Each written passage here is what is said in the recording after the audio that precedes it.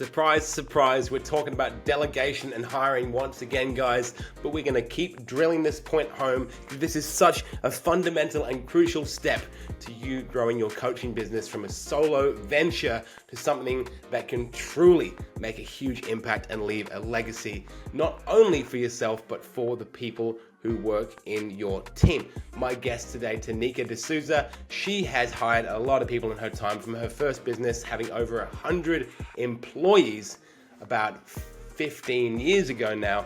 She now runs a coaching business, a video marketing agency, and high octane teams, helping people to hire and fill their teams with remote, offshore, and virtual workers. So we dug into it today. We dug into a whole bunch of stuff around the tangibles of hiring people overseas and how to create great company culture virtually, but also the other stuff you don't talk about, like how the $100,000 market in a business isn't all it's cracked up to be, and maybe that's just a starting step, but how you have to get there no matter what. Tanika is a wonderful lady, full of faith, and we touch on that as well, and how her religion has helped her in her day-to-day running of the business. Really beautiful conversation with a woman who I'd love to spend more time with. So I really hope you enjoy it, guys. Here is Tanika de Souza on Coaches to the Moon. This is Coaches to the Moon, the only podcast you need to skyrocket your coaching business and create true impact on the world. Here's your host, Alex Morris. Welcome back to the Coaches to the Moon podcast, ladies and gentlemen. We're heading to Washington, D.C. for the very first time today to speak with Tanika de Souza, who has stayed up past 9 p.m. for this podcast, which as a parent just sounds unimaginable to me to do something by choice after 9 p.m., at least after the age of 31. Tanika runs multiple businesses, including High Octane Teams, which is a staffing and hiring company. She's got a coaching business.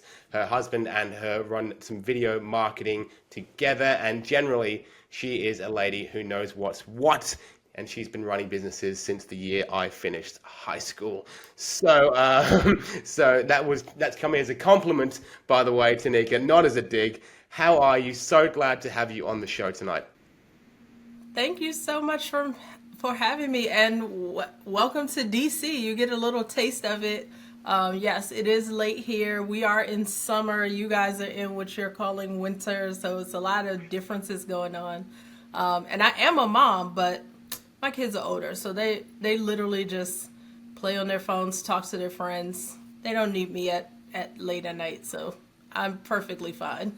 Yeah, I guess the late night things are. Can you please pick me up from this party? Oh yes, sort of I just picked her up.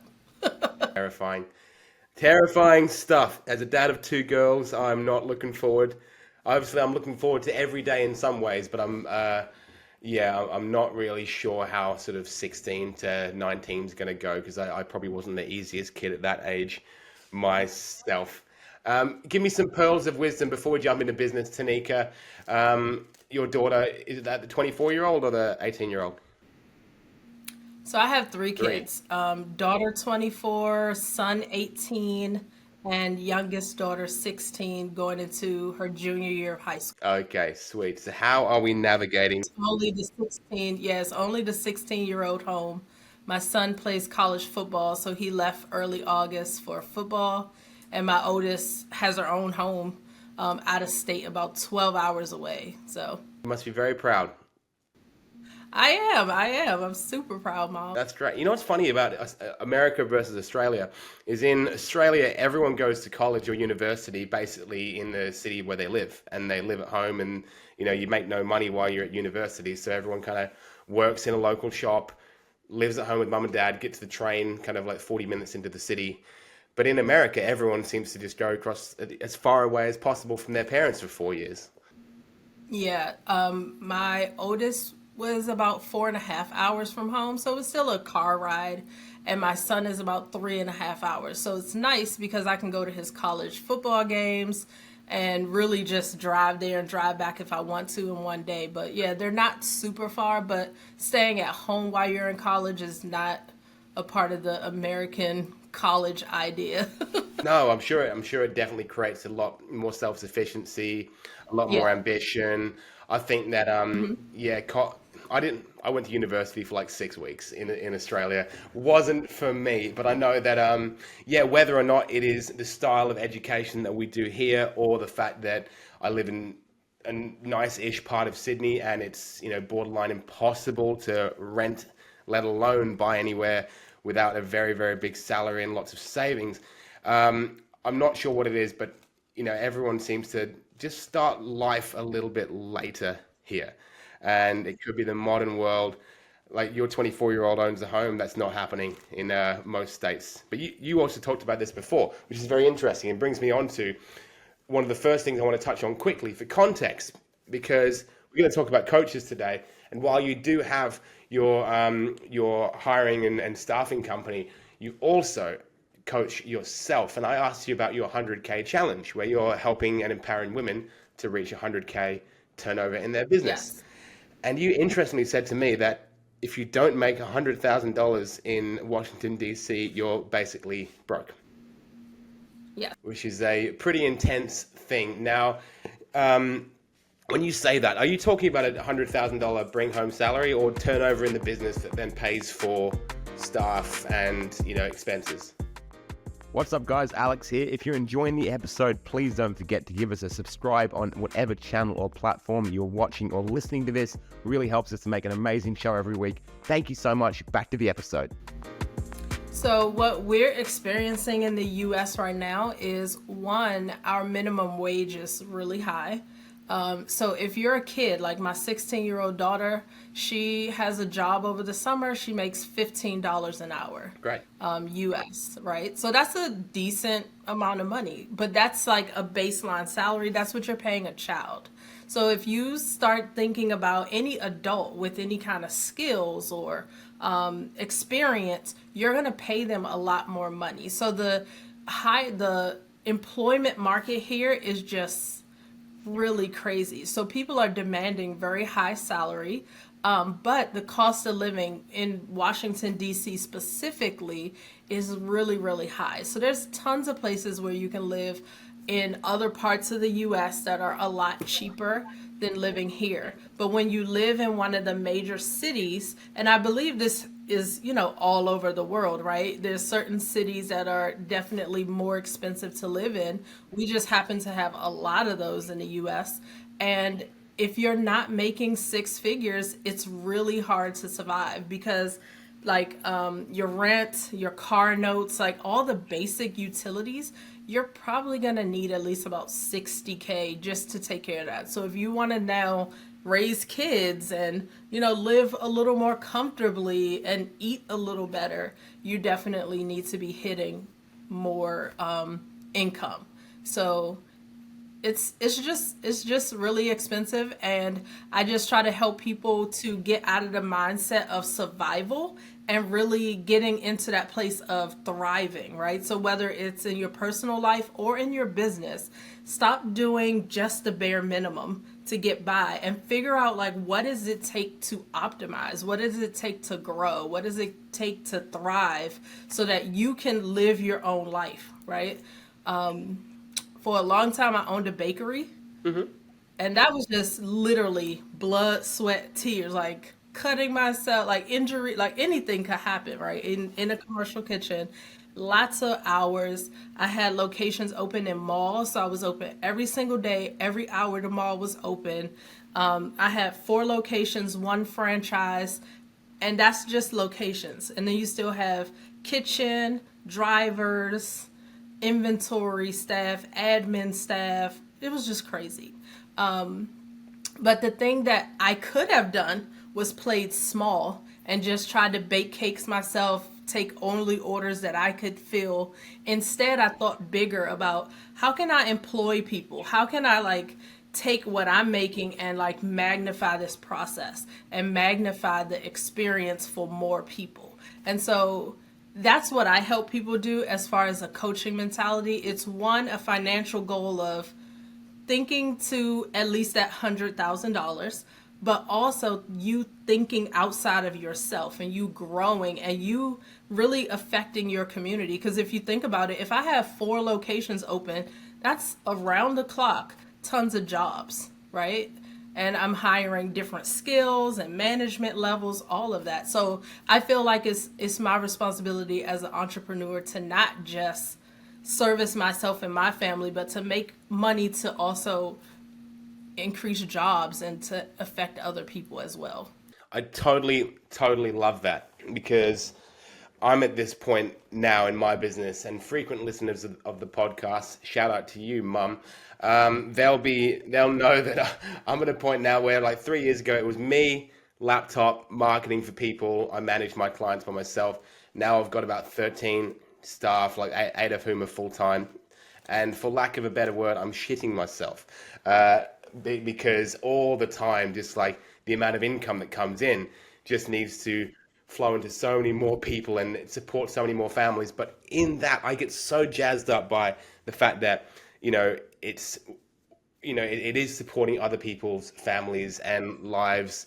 And, so as the business grows, I'm certainly not paying myself more right now. I'm just paying more people. And it's really, really exciting. It will one day lead to those freedoms. But I love the way that you're thinking. So when you're coaching people to grow, that's one of the main things, is it? Just saying, you're not going to create freedom by working from your laptop in your front room. You've got to actually think bigger, expand, and that's going to get you there. It's not the whole, Instagram, I have a 7-figure ecom business from my laptop and now I'm in a pool, that sort of thing. That doesn't seem realistic to me anymore.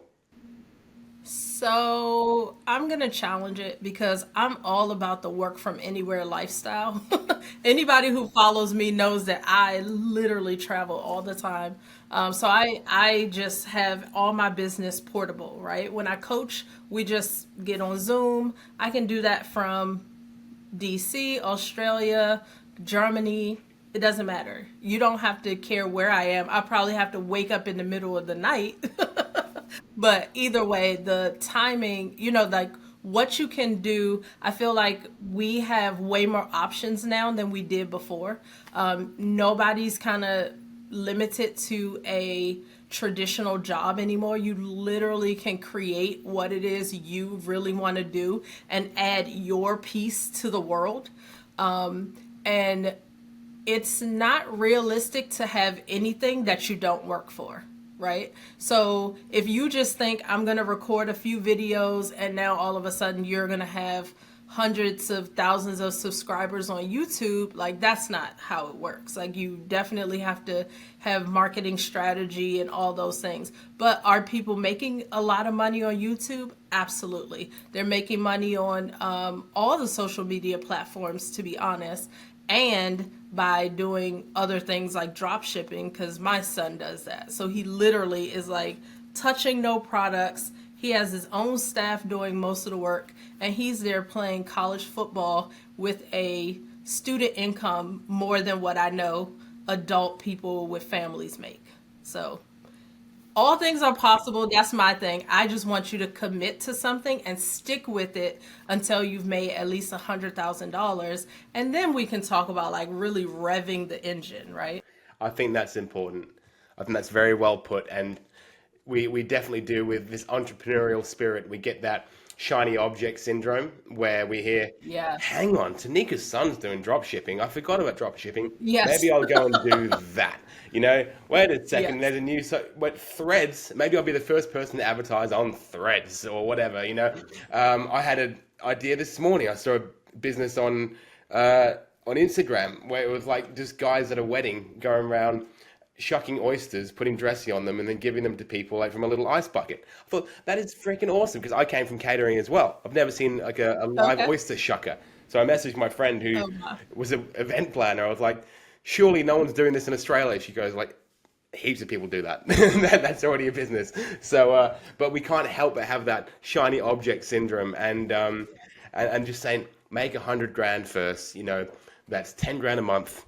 That is sustainable-ish, and that Yes.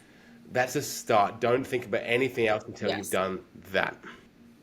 Absolutely. And the thing that I find is that's where you have the most challenges. That first $100,000 in your business is the most unsure, the most insecure you're ever going to feel. It's when you're building up your clientele. You don't even know if your offers are good or if they suck. And you'll know because nobody's buying them, right? So it's like when you're doing all the experimenting that's necessary to get your business off the ground.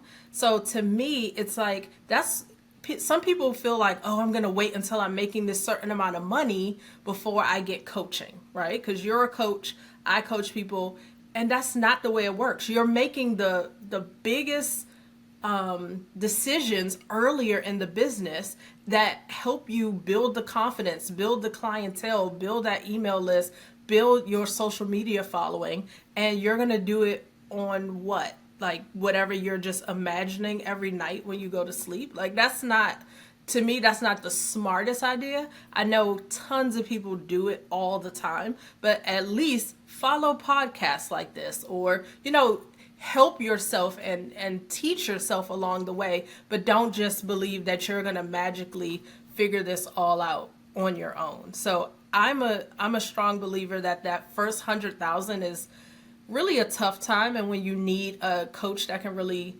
listen and hear beyond what you're able to even express because you don't know, and able to give you guidance. So I do business and life coaching because you can imagine, especially you're a parent with young kids, sometimes it's like teaching you to balance your life first, right? Before you can do some of that business stuff. So I do a lot of that with my clients. I love that. Absolutely incredible. And the coaching thing I think is huge, and it is scary to invest in mentors and coaches before you've got the consistent income, but it's also basically essential, I think. Not necessarily, a coach in the sense that we talk about it now, but just having some form of mentor or proven system that it's been done before. Because let's face it, most people aren't reinventing the wheel too much. We don't have that many Steve Jobses. Most people are, doing a business model that's been done before. And there's a guy at the moment who's very much in vogue, Alex Hormozy, who's yes, I know Alex. Yeah, he's a great guy. I think he's cool. And he said this thing that I heard once, where he said, "I had no money in my account till I had $1 million in my account." And that makes me feel better because I always feel like, oh God, here I am investing again. And here I am, there's another X amount of dollars that I could just feel confident with, and I've just given it to someone else to grow, in the hopes of growing. But I think that constantly doing that sort of thing, scarily investing, is great. I'd love you to tell me about one of the, scary investment you've made that's paid off. Scary investment. So maybe I can tie in what you just said, because Alex Hormozy is actually a part of a coaching group that I belong to. So you can imagine that paying to be in that room and coached by Alex and his wife, and like hearing the inside stories of how they built their business, outside of just the books that they have, right? And some of the teachings. So I would say when I started to pay for more expensive masterminds and coaching, that was a little further, in my entrepreneurial journey. But that was probably the scariest because the first was about a $20K program. And I was like, oh, I'm going to spend all this money. But everything that I learned and my confidence, like I literally took everything as I was learning it and I was making my money back. So I think coaching, even though I am a coach, that's why I believe in it, has probably been one of the bigger investments that I've made that I would say is like now when I'm making any moves, I get a coach like specifically to help me with that. Great. So you're in the room with Hormozy and Layla every now and then? Yep. That's great.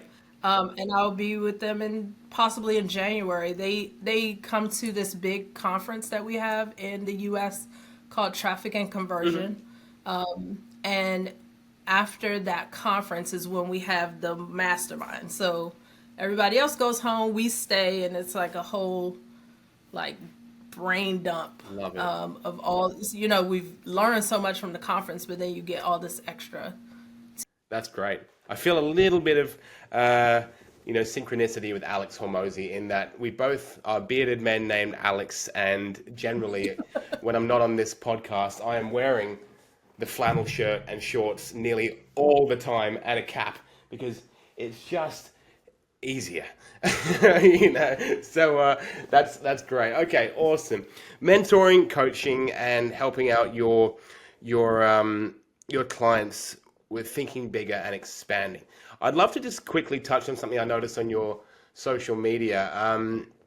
You had a few hashtags, and one of them was like, I can't remember what it was. It was like faith blogger or faith based or something like that. Yes. I'm not involved in my sister is I guess she's like a minister, or she's a chaplain in a prison, but she's like got all that training as well. I'm not I don't practice, but I'd love to know that from a point of view from an entrepreneur, this is not an easy path we've chosen to take. How do you believe your faith helps you out and drives you forwards on days when it gets pretty rocky in the business space? That is a great question, and one that I think people ignore. So I am also a minister, and I've done a ton of work running a church, all kinds of different things. I don't have a church currently, but I do have a minister's background, so I am very more Christian based in my approach to life, to like anything that I put my hands to. The thing that I find as far as religion is concerned and how it kind of overlaps with entrepreneurship is the fact that a lot of people feel called to do certain things. They feel like they've prayed for a solution, maybe a financial solution, and then they are given these really grand ideas, but then they don't know how to apply anything business to get it done. And so I think that there's a blend of not just like hearing from God and understanding what you're called to do, but also understanding that you need to find resources to get those things done, right? So I feel like I kind of help people understand what they were called to do. And even if you understand that, you still have to put some natural boots to the ground, get it done kind of work. Like you can't just pray your way to your first $100,000. Has it happened? Probably so. Probably somebody woke up, got us $100,000, one client, one contract, and that was amazing. Most of us, we're going to learn a ton of lessons along the way. And so I do encourage people to read the Bible, pray, or, whatever your faith is asking you to do to stay connected that way, because it also gives you a different level of strength and like your faith, like activating your faith towards your business is such a big deal. So I find that understanding how faith and entrepreneurship blend is you understanding what you were called to do, using practical business resources to get it done, and being thankful that those things are working in your favor. Because we know a lot of businesses fail, and just because you prayed about it doesn't mean that you're instantly going to be successful. Beautiful. Yeah. So, I don't like to make comparisons, but coming from the outside, looking into any form of religion and spirituality, it does sound like a similar approach to people who talk about manifestation and asking the universe for things. Is that some people will sit there, Rhonda Byrne style, and write, $1 million on a piece of paper and then bring it to me and then do nothing about it. But what you're saying is that this faith gives you the intuition and the kind of the confidence that what you're doing is the right path, but then you've still got to go and put in the action and the skills to make it happen. Absolutely. Absolutely. So I tell people, pray for the right resources, pray for direction that's going to, get you moving. But you're going to, like entrepreneurship, there's really not a lot of ways you're going to skip learning the hard lessons. Like you have to learn how to get over yourself and leave solopreneurship if you want to grow. You know, both of us have teams. If you want to expand, if you really want to get your message out, if you want to increase your income, like there's all these different lessons that we have to learn. And I don't think your spirituality causes you to skip those lessons, because they're important and valuable to build you as a person, the same way that trusting, you know, spiritually that things are going to happen for you. Like it's like trust, but also learn. Yeah, I missed the end of that last sentence, but I know exactly where you were going. You froze up a little bit. Love it. I love it. And it definitely would help on the harder days. And yeah. Yes. So my sister says this to me all the time. She's always trying to bring me into the fold. And yeah, doing she uses words like that. You know that you've got someone in your corner always, no matter what you're doing, which is Yes. A beautiful, beautiful sentiment, and something that I kind of wish I was better at getting on board with. So yeah, thanks for that. Really, really cool that you managed to run a church alongside 3 businesses and a family.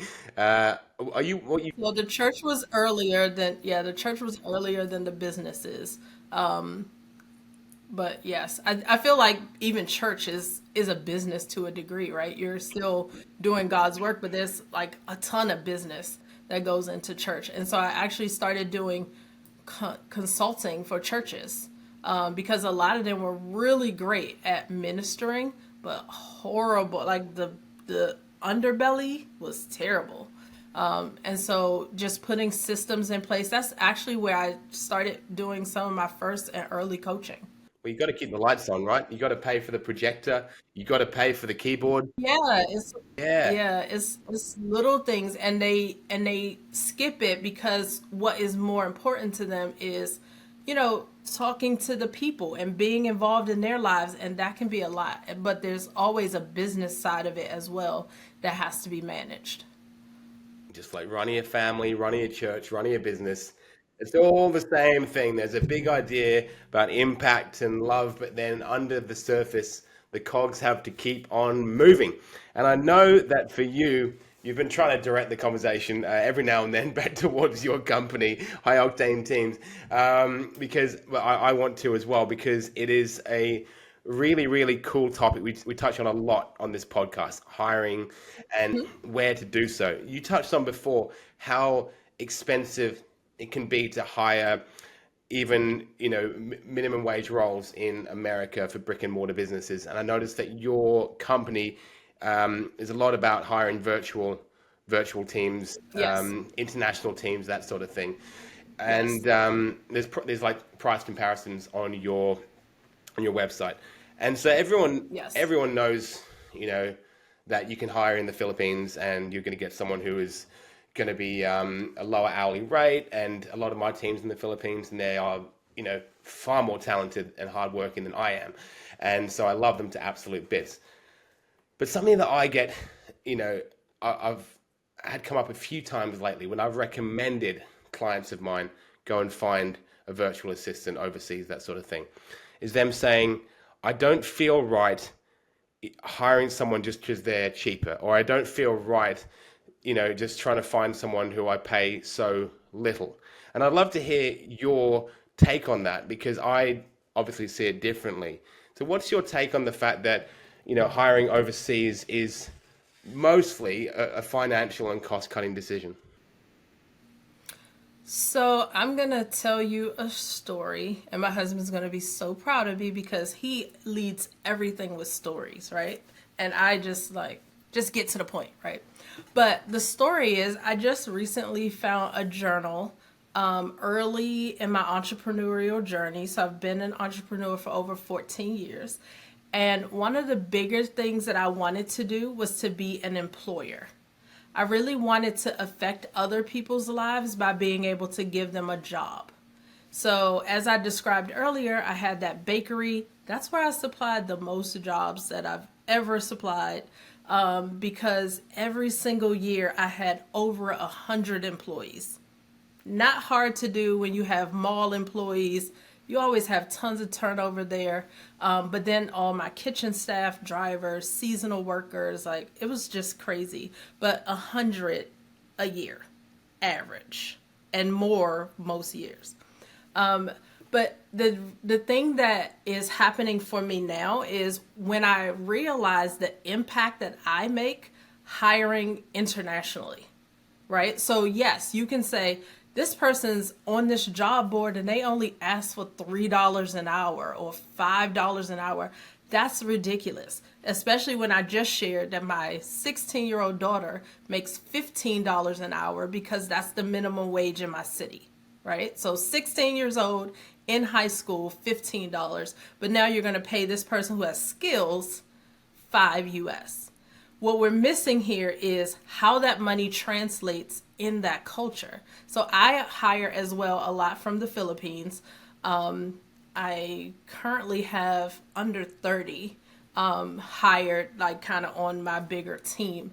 But the thing that I recognized very early in our time of hiring offshore is that makes a huge difference for them, right? That $15 an hour for my daughter, she's gonna buy coffee, drinks, and go to the movies with her friends. Like, she's not making a big dent in her life with that $15. But that $5 for them, or $8, or even some of them making $3, you're making a huge impact on their life.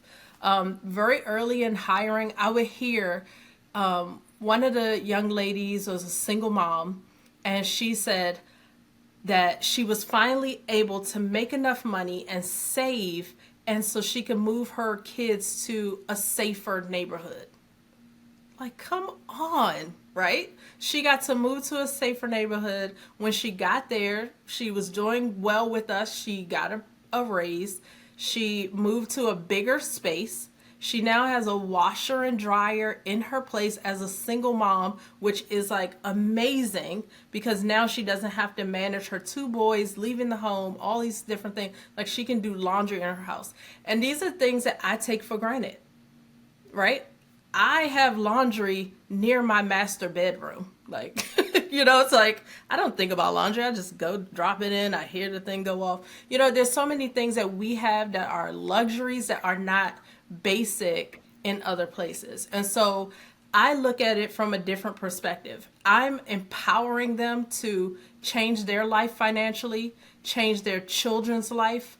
A lot of them are now able to pay their school fees for their kids so their kids can go to a better school. Like, there's so many things that I hear repeatedly about how their lives are changed. And we think it's a small amount to pay, like $5, $8 an hour, but it's a huge amount and a huge difference maker for them. Beautiful. Absolutely beautiful. I love to hear that. And that's a wonderful story about that young lady. And I agree. And I'm on the same page completely. But as someone that's your, bread and butter, excuse the bakery analogy, that is, I figured you'd have lots of, a great opinion on that one as well. And the thing with business, I understand, well, I guess these days, is that so much of it is remote and virtual. Once you've got, once you help your clients at High Octane Teams to build their team, yes. What sort of advice do you give them on, creating excitement, creating culture when everyone's basically sitting at home in their bedrooms on their laptops? That is probably the biggest challenge. So that's something that I do in agency, that whether you're doing it, let's say you hired one of my virtual staff. When you hire my staff, they are a part of my team. I have a chief of staff. She's actually Filipino, so they can speak their own native language to make sure that I'm meeting their need the way that they know how to express it best, right? All of my staff can speak English fluently and work with a lot of US-based companies, but we do have companies all over the globe. So one, I have kind of geared my company to include them and to make them feel comfortable. Two, every quarter we do quarterly dinners where we bring everybody together. So they're all working for different companies, but we send them money, and we want them to have dinner with their family, and we pick a theme. And they pick the craziest themes, like Italian. I'm like, you guys are in the Philippines with all this great food, but you want Italian night? Like, and not that Italian is bad, but just more like we pick a theme. Everyone buys like all this over the top Italian food. We're talking about it. And then we have like movies together and things like that. So it creates like, not only am I getting to know my staff, but I'm getting to know their families and the reason why they work, for me, and like who they're supporting. Outside of that, we really know our staff, meaning like one person is currently taking care of her mom, and we know that. And so if there's things going on with them, we get more personally involved in their life, so they feel like they not only have a job, but they have like a support and a family. I just recently launched wellness programs for my staff. So we give them a monthly stipend toward fruits and vegetables and produce. And we talk about like what's the seasonal produce for them and for me. And then we're talking about smoothie recipes and keeping our bodies healthy. One, because if I invest in their health, I'm getting better staff. But they also, again, feel like they work for a place that cares about them.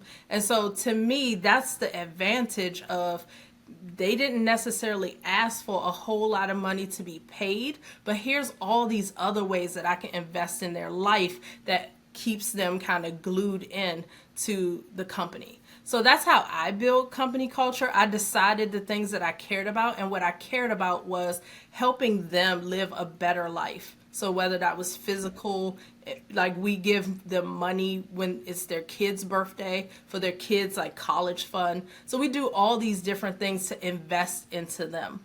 The challenge that I see for most companies is they don't think beyond what is the work you're going to do, and how can I just give you a good review? How can I give you a once a year bonus? And they feel like because they did that, that makes them these like amazing managers. Most people have no idea how to build company culture, what it should include, and how to, actually implement it. Where on the other hand, I'm like trying to go all in on building up my virtual assistants. So for example, Alex, if you had one of my staff and you said you no longer needed them, they would still work with me, and I would find them another placement because they belong to this community. And every employer should think of their staff that way, that people want to belong to your company. So there's a ton we can talk about company culture, because I feel like this is the main reason agency is a good choice, because it helps you with those kind of things. And I think most people just really, really suck at it. Not easy. No one teaches you how to do it. You start a business. You don't. Like in, what's that book? The book where with the bakery in it. The famous The E-Myth. Yeah. Where we start off like a crafts person because we're good at a thing, or a technician because we're good at you were good at baking. Yes. You were good at baking cakes, and I'm decent Yes. at like writing and making graphics.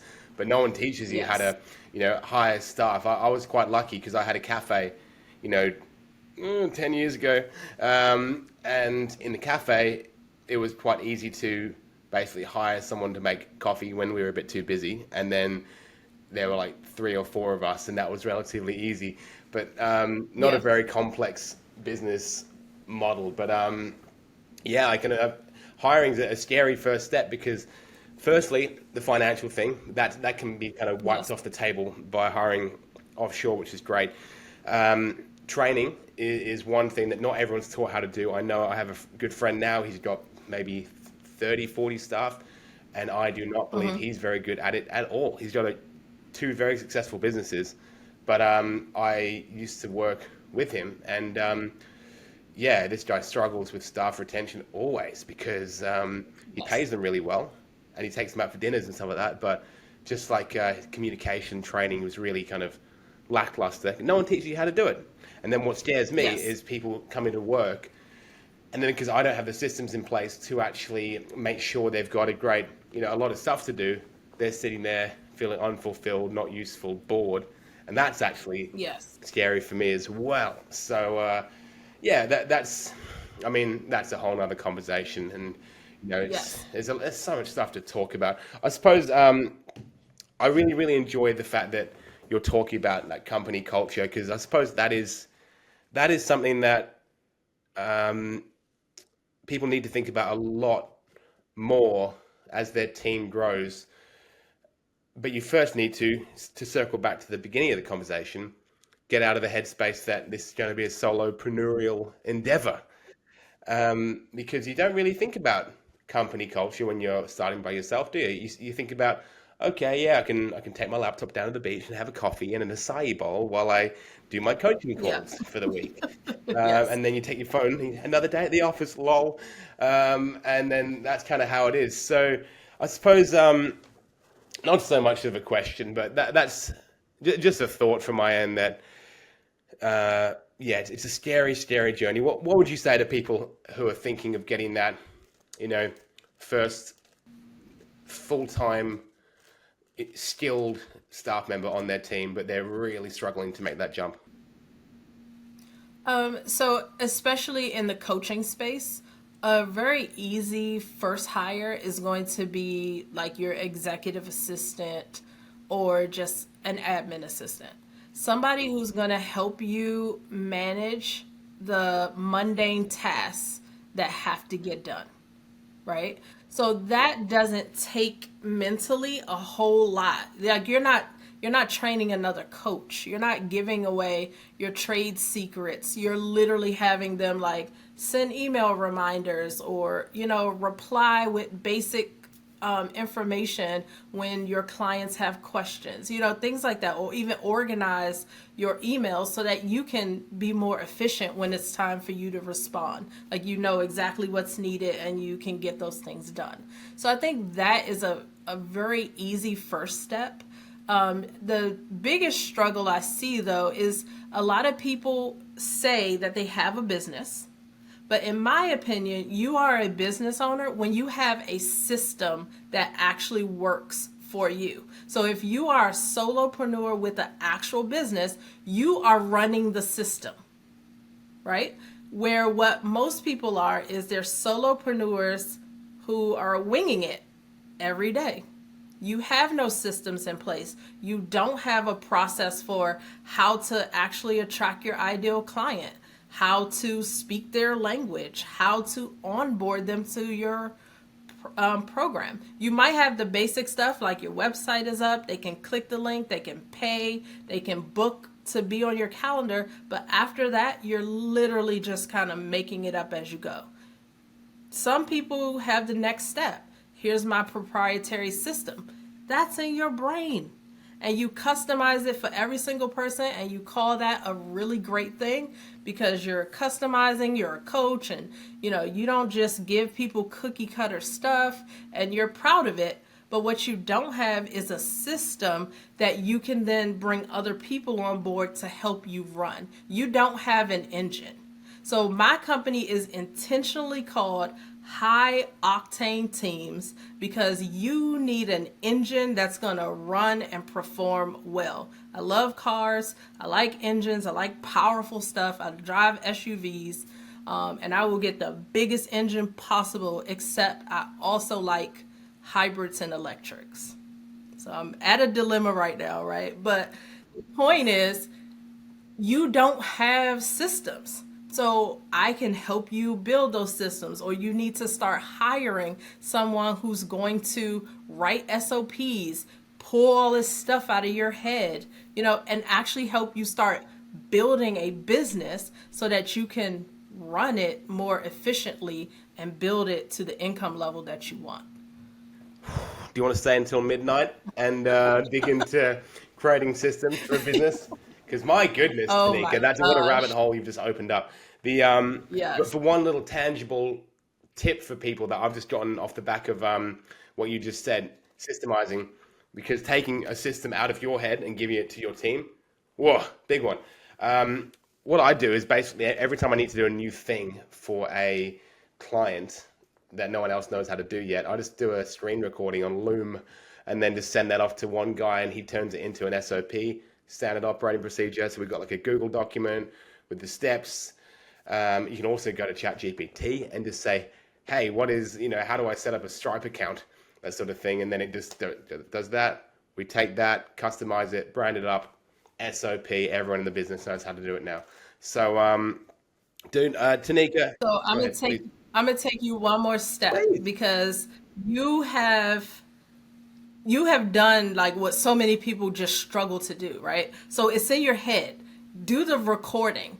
Allow somebody else who knows how to write an SOP write it for you. Oh yeah. Next thing is storing it properly and actually using it, right? Because people write SOPs and they sit in the computer and nobody uses it. So make sure it's being used. We use a system called Guru, Okay.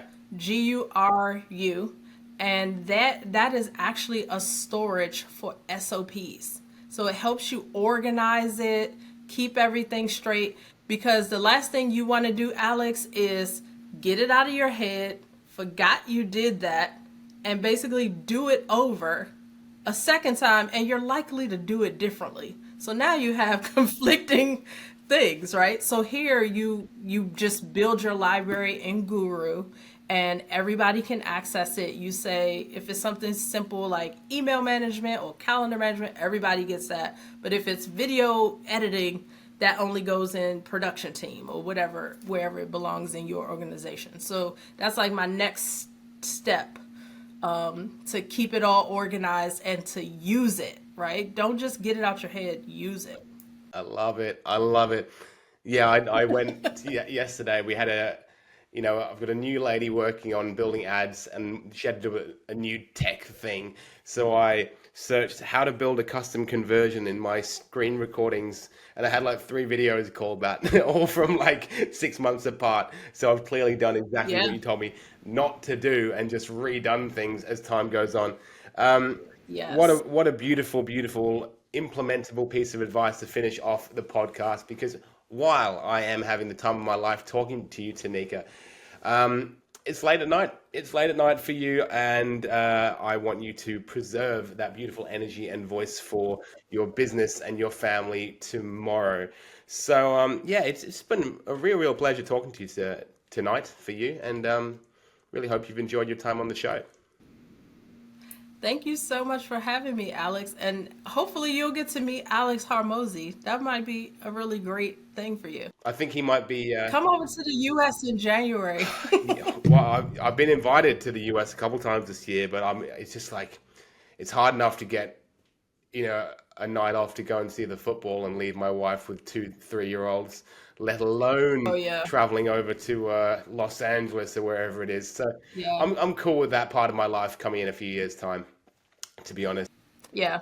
And that's the luxury that I have now because my kids are older. So it's just my 16-year-old, she can stay with my mom when I'm traveling. So it works out really nice. Yeah. But yeah, I reckon when they were little, I was not doing this. No, for sure. and I'm fine with that. I've got friends who are all, a little bit younger than me or childless, and they're just moving at astronomical speeds in business. And I'm cool where I'm at, moving forward slowly, and just knowing that I've probably got 4 or 5 years where my kids think I'm the center of the universe. And then from there it'll just gradually I'll become less and less important to them. So, in a sense. So yeah, really cool advice. It's been wonderful having you on, Tanika, and I think people will get a lot of joy and a lot of knowledge out of this show. So I can't thank you enough. Awesome. Thank you so much for having me. You're awesome. And you're awesome for listening. Anyone who is there right now or indeed on the recording, we love you to bits for that. I'll be back next week with 1 or 2 more guests on Coaches to the Moon. Until then, thank you for listening. Much love and peace out. Hey guys, I really hope you enjoyed today's episode. Thank you so much for sticking around to the end. If you love our guests, then in the show notes of this episode, you can find their socials, you can follow them, you can learn more about all the free resources and programs they've got. I highly recommend you do it. Until then, thank you so much. I'll be back here next week with Coaches to the Moon. Have an amazing day. Peace out. Coaches to the Moon will be back next week. Until then, reach us on Facebook at To The Moon Digital Marketing.